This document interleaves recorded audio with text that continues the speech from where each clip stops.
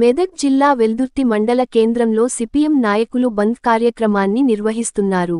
కేంద్ర ప్రభుత్వ వైఖరికి నిరసనగా వామపక్షాలు ఇచ్చిన బంద్ పిలుపు మేరకు నిరసన కార్యక్రమం చేపట్టారు.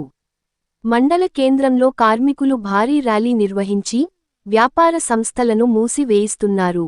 కేంద్ర ప్రభుత్వం కార్మికులను మోసం చేసిందని ఆరోపించారు.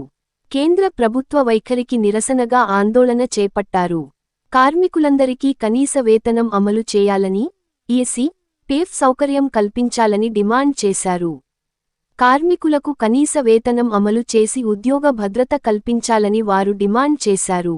ఈ కార్యక్రమంలో హమాలీ సంఘం మండల అధ్యక్షులు వెంకట్, సాయిలు, లక్ష్మణ్, మున్సిపాలిటీ కార్మిక సంఘం నుంచి పెంటయ్య, యాదయ్య, సుధాకర్, యేసు, పోచమ్మ, బాలమణి, నందు, లక్ష్మి, శోభ, బాలపోచయ్య, నర్సింలు, బాలయ్య, ఎల్లం, బాలయ్య, నర్సింలు, మానేపల్లి జిపి మధు, యాదగిరి, స్వామి, సత్యనారాయణ, ఎంకమ్మ తదితరులు పాల్గొన్నారు.